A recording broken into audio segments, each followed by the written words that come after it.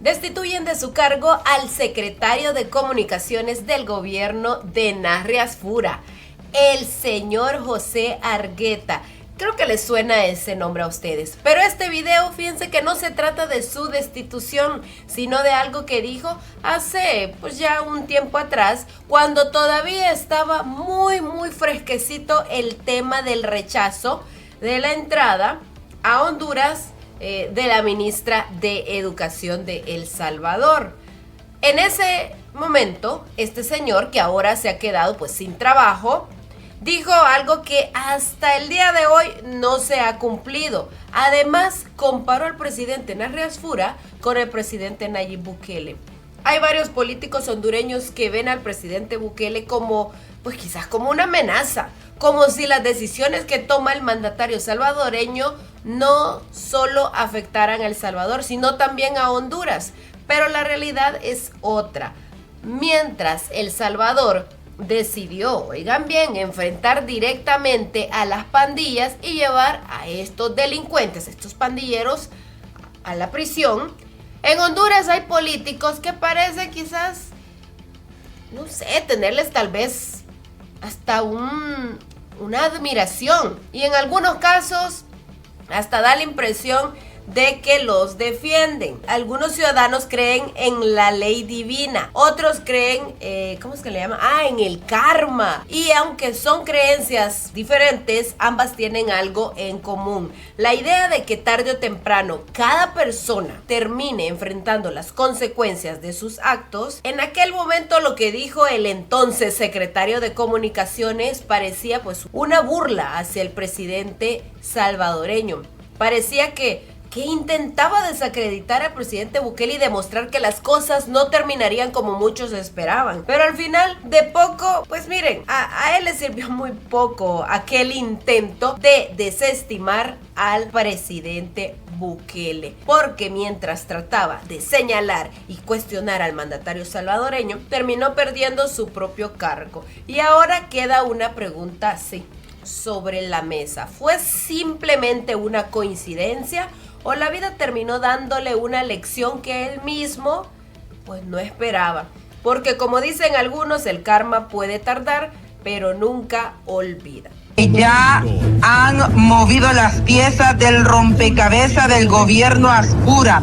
El primer destituido de este gobierno se trata del señor José Augusto Argueta, quien fungía en el cargo de secretario de Comunicación y Estrategia en Casa Presidencial. Hace instantes se ha confirmado la salida de este funcionario, quien fungía en esta importante Secretaría de Comunicación, y según lo que trasciende, esto en medio de cuestionamientos internos sobre la estrategia de comunicación del gobierno y la capacidad para posicionarlo ante la ciudadanía, los resultados de la administración Ascura. Podemos confirmar que el primer funcionario que se va de este gobierno es el señor José Augusto Argueta, quien deja su cargo como secretario de Comunicación y Estrategia en Casa Presidencial. Ahora bien, el señor Narrias Fura por ahí prometió, dijo que todo aquel que no estuviera trabajando al ritmo, trabajando en la misma manera en la que él desea que se vayan desarrollando los proyectos para el pueblo hondureño, que iba a comenzar a hacer este tipo de acciones. ¿Quién iba a decir que el primero en dejar su cargo iba a ser este señor que le tiró al presidente Bukele? Y para no olvidar, bueno, técnico, tampoco es que va a venir una fuerza extranjera a hacernos el trabajo, y sobre todo con todo el tema de soberanía. El problema de soberanía fue el problema, por ejemplo, con la ministra de Educación de Bukele, y objetivamente yo me pregunto, si un militar nuestro quisiera entrar a El Salvador, lo hubieran dejado, lo hubieran permitido, solo porque sí. Yo creo que hay que poner las cosas en su justo contexto también. Pero al final recibieron los kits. ¿Qué traían los kits? Bueno, él aquí decía, miren, si uno de nuestros militares quisiera entrar así a El Salvador, es que depende. Porque, por ejemplo, en el caso de la ministra, ella se registró, ella enseñó su identificación y dijo a qué iba y ellos también podían revisar las cajas, que era lo que contenía. Ya si quiere ingresar a El Salvador un militar, tal vez hasta armado, entonces ahí sí las autoridades pues van a querer saber cuál es el objetivo del ingreso hacia nuestro país. Yo no lo sé exactamente, creo que una computadora y cuadernos y textos, creo. Porque si hablamos de textos, ¿por qué nosotros como hondureños permitiríamos de que El Salvador, que nuestros niños hondureños, a pesar de que tienen doble nacionalidad, recibieran información más del Salvador que de su propio país? Es que el tema es que en los ex bolsones, efectivamente, la ciudadanía que vive ahí tiene doble nacionalidad. Entonces, si usted quiere brindar una ayuda social, está bien, está bien. Pero hay una comisión binacional de seguimiento de los bolsones que es quien lleva la coordinación y da el seguimiento de todos estos temas. Nunca le hablaron para eso, nunca coordinaron para eso. ¿Fue a propósito entonces lo que hizo la ministra de El Salvador? Me parece que en esos niveles no coordinar algo no puede ser solo porque sí, no es un hecho aislado. Bueno, si usted se fija, en Semana Santa vino una ministra o un ministro de El Salvador y se realizó un trabajo, una actividad conjunta en La Esperanza. No hubo ningún problema. ¿Por qué no hacemos lo mismo si ya sabemos que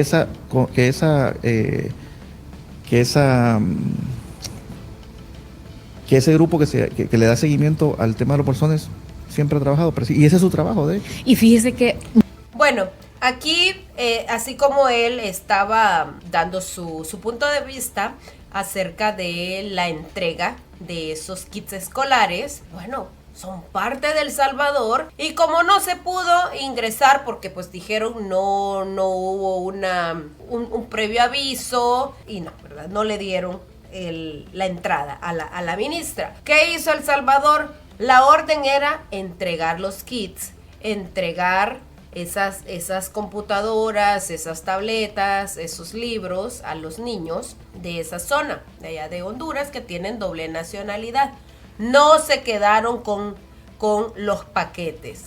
Vieron que había un problema, pero a los días buscaron una solución. Y en el caso de los de Honduras, yo creo que, así como este señor, un pequeño grupo se estuvo ahogando, se deshacían diciendo que cómo es posible, que quieren venir a invadir, que quieren venir a darle cosas a la gente, que esto no les corresponde a ellos, que esto le corresponde al gobierno, o que si ya se los entregaron. Bueno, estaban furiosos. Varios estaban furiosos y decían, ¿qué es lo que quiere Bukele? ¿Por qué viene Bukele a hacer esto? ¿Por qué no defienden a capa y espada el tema de la seguridad? ¿Por qué no insisten? Así como lo hicieron cuando llegó la ministra a dejar esos paquetes. ¿Por qué no hicieron el gran escándalo? ¿Por qué no hicieron todo aquello de que decían no se puede y que Bukele quiere hacer esto, quiere hacer lo otro? ¿Por qué no se escandalizaron al ver pues tantas malas noticias, tantas masacres allá en Honduras? Muchos medios salvadoreños la criticaron a ella. Muchos medios, y eso no trascendió en el país, pero yo sí lo vi.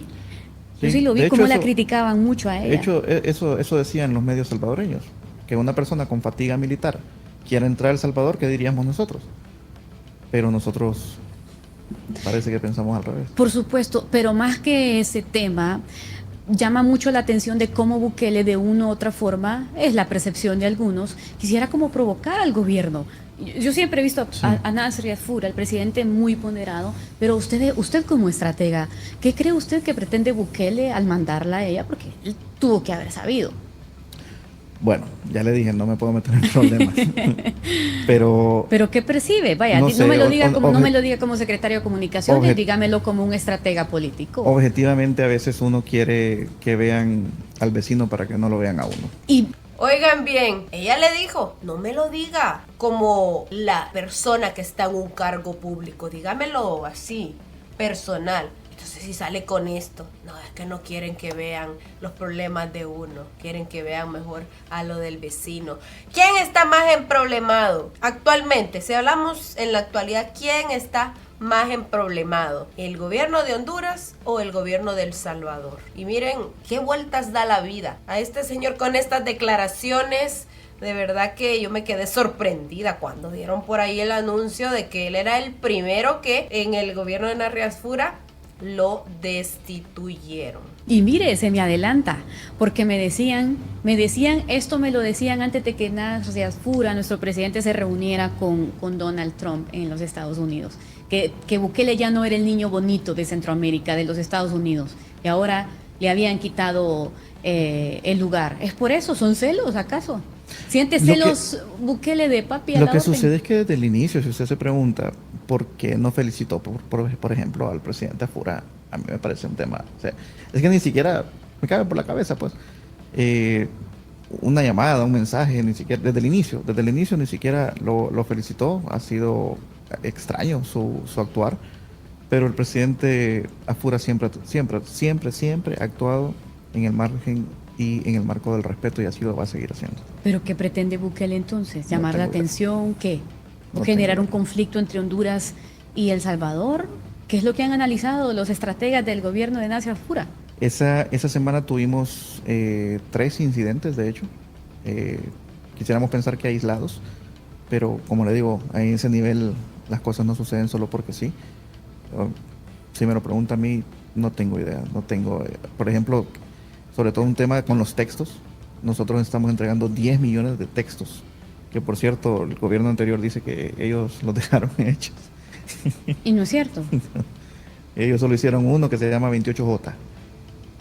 Los libros de texto los hicimos nosotros, los mandó a hacer antes incluso de las elecciones Narri Fura, y de hecho no se pagó con fondos estatales, él consiguió el dinero.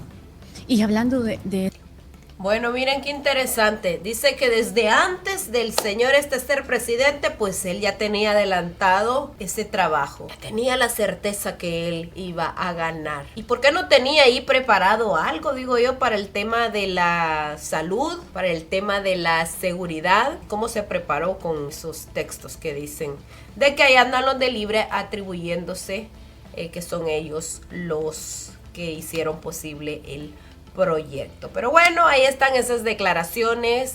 Díganme qué opinan ustedes. Me parece bastante risible cuando están hablando de que el presidente Bukele menciona aquí esta muchacha, no, dice, ya no es el niño bonito. Aquí no se trata de quién le agrada a Donald Trump, si le agrada más Narrias Fura o el presidente Bukele. No, aquí se trata de quién representa mejor a su país, cómo se sienten los ciudadanos, Ahí estamos ahorita, que nuevamente otra desgracia, la madre naturaleza, miren, cómo golpeó a Colombia. Hace poco estábamos viendo que El Salvador envió una ayuda de diferentes materiales, muchas toneladas, y aparte rescatistas a Venezuela. Y se da nuevamente esta situación de terremoto en Colombia, y el presidente Bukele dijo, bueno, pues si el gobierno de Colombia necesita ayuda, aquí estamos nosotros dispuestos a colaborar. Y ya se está haciendo, incluso pues ya llegaron. ¿Y qué dijo el presidente de Honduras? No, puras oraciones mandó. Para Venezuela, acuérdense, que otros ayuden y que a él Dios lo perdone, pero él está nada más para trabajar por y para su pueblo. Esperemos que sea real, ¿verdad? Esas declaraciones, esa promesa, porque pues no pudo ayudar ni a Venezuela, el de Honduras, ni tampoco a Colombia, que ella andaba dándole pues las felicitaciones al nuevo presidente de la SPA. Y cuando decimos, miren, a veces el karma llega, se tarda, pero llega, no es broma. ¿Se acuerdan de esto que dijo una diputada de Costa Rica? Señor Bukele, somos un país educado. No necesitamos de fusiles para hacer casos a las directivas del gobierno. Costa Rica tiene 70 años de invertir en la salud y educación, mientras que El Salvador han pasado matándose. Cambia de fusiles por libros y hablamos en 70 años, que es lo que le llevamos por delante. Señor. ¿Sí se acuerdan cuando esta diputada fue parte de ese grupo que estuvo ahí arremetiendo en contra del presidente Bukele? Y hablaban del tema pues, del COVID y decía, mire, nosotros vamos muchas décadas adelante de El Salvador. Nosotros invertimos, decía, en educación y ustedes en puros fusiles. Y le dijo, en tantos años hablamos. Nuevamente, señores, el karma llegó y uno no es que les desee el mal a nadie, ¿verdad? Pero esto de la delincuencia fue incrementando después del COVID. Se puso una época bastante complicada allá en Costa Rica. Y aquellos que dijeron, no, pues nosotros no vamos a hacer cosas como las que hacen ahí Bukele, menos ahí invertir pues en armas y todo el asunto, aquí en Costa Rica no se puede hacer, pues lo han terminado haciendo. La presidenta actual le dejó un legado, el presidente saliente, expresidente Chávez. Y es eso, utilizar algunas estrategias del método Bukele para Costa Rica. Así que, pues muy parecido a lo del secretario de Comunicaciones. Miren, dice Rigoberto Oseguera, pide una depuración en el tema de los jueces y reclama mayor coordinación entre las instituciones del Estado. Es bastante interesante lo que menciona por acá. Relacionado con el combate a la criminalidad, necesitamos ayuda de todos los actores. Ahí es donde nosotros pedimos y reclamamos, debemos de ser equipo sólido. Este es un problema de Estado. Muchas veces incluso encontramos sendos casos de desinformación.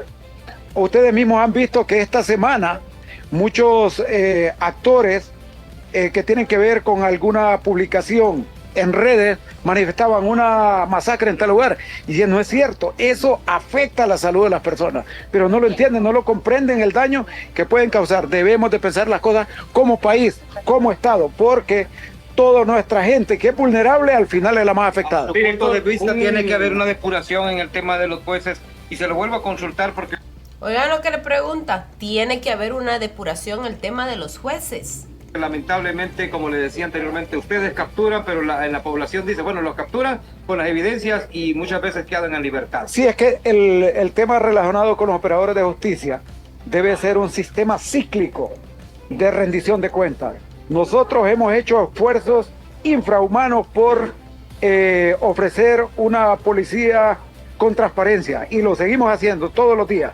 Ahí requerimos mucho de la población, de la denuncia, de todo lo que corresponde, pero nosotros hemos sido muy transparentes. Bueno, él dice, aquí todos tenemos que trabajar. En el lado de justicia tienen que hacer bien su trabajo, porque ellos como policía que van a las calles, agarran a los delincuentes y más tardan ellos en hacer todo el trabajo cuando ya los han dejado libres, ¿verdad? Los encargados de impartir esos castigos. Pues bueno, también le hace un llamado a la ciudadanía. Dice que ellos tienen que poner la denuncia. Pero ¿qué tanta confianza tienen los hondureños en el sistema judicial, en la policía? ¿Será que la tienen así como, pues como sucede acá en El Salvador? Que la gente ahora cuando ve algo, rapidito empieza a exigir y utilizan aquello de queremos los 3 doritos después. Tenemos una lucha día a día por la transparencia. Aquí ahora mismo se ha manifestado que nuestros datos están basados en la realidad y es un esfuerzo sobrehumano que hacemos. Incluso luchamos contra cosas que a veces van en contra de nuestra capacidad y de nuestros recursos, pero es una lucha que tenemos. Nuestro deber es ser una institución transparente que lucha, que crece cada día en investigación, en inteligencia, pero eso no es suficiente. Debe de haber una tarea de Estado con todos los actores, estatales, no estatales, organismos no internacionales. Todos debemos de coadyuvar para que este tema mejore cada día. Yo no tengo duda que vamos a ir sumando cada día, pero necesitamos una interinstitucionalidad, una interoperatividad y una correlación de todos los actores. Bueno, pues el director de la policía tiene un pensamiento un poquitito distinto al secretario de seguridad, el señor Gerson él dijo, no, ¿cómo van a creer? Porque le preguntaron qué pensaba o qué opinaba del método Bukele.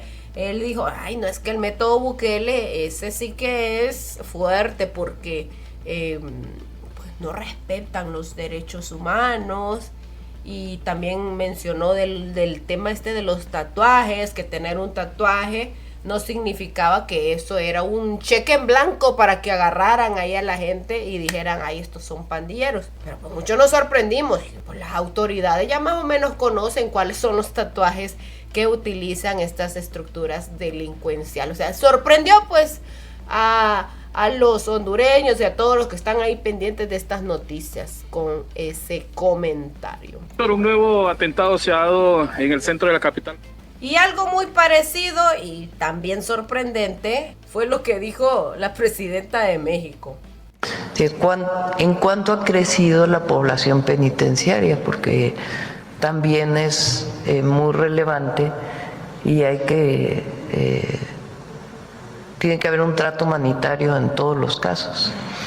Entonces, hay penales que tienen sobrepoblación. Por eso estamos trabajando en dos áreas. Una, a través de Luisa María Alcalde, la consejera jurídica, para poder generar las liberaciones de personas que están presas por robo, por delitos menores y que continúan, o personas que no tienen sentencia y que todavía están detenidas. La imagen que le pone el perrito sorprendido.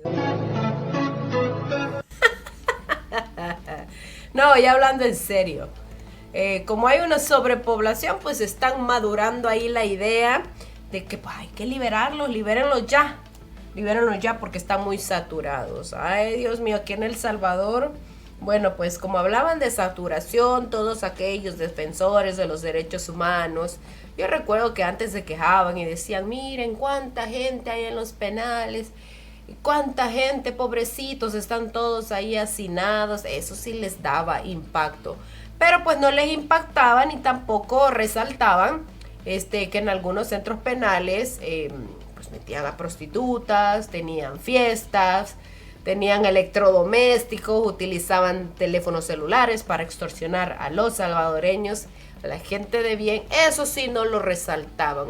Y vemos acá una presidenta, la señora Sheinbaum, que pues en vez de decir, miren, ya que México es tan grande, tiene tanto territorio, vamos a construir ahí más cárceles. Pero el objetivo es que esta gente entienda que no pueden andar ahí robando, ni por muy menor que sea el delito, el que la hace la paga. Ponerse estrictos. No, ellos mejor están viendo a ver quiénes son los que pueden ir liberando. Así que saben que el ministro de Seguridad, también de allá de Honduras, dio unas declaraciones bastante parecidas. Estaba hablando de sobrepoblación y yo dije, ahora sí, señor ministro, ahora sí, secretario de Seguridad, dele con todo. Yo dije, va a dar el anuncio de que van a construir algo parecido como el CECOT, como lo que están haciendo allá en Costa Rica. Pero no, también dijo, no, pues hay que liberarlos, que tengan casa por cárcel, que si les van a poner grilletes. Ay, señores, hay gente que no recibe el castigo como tiene que ser y pues no aprenden la lección. Entonces esta gente cuando salen igual o salen peor, con más mañas. Hasta aquí voy a dejar el videito. Muchas gracias a todos los que se conectaron. Les agradezco. Dejen sus likes, suscríbanse al canal.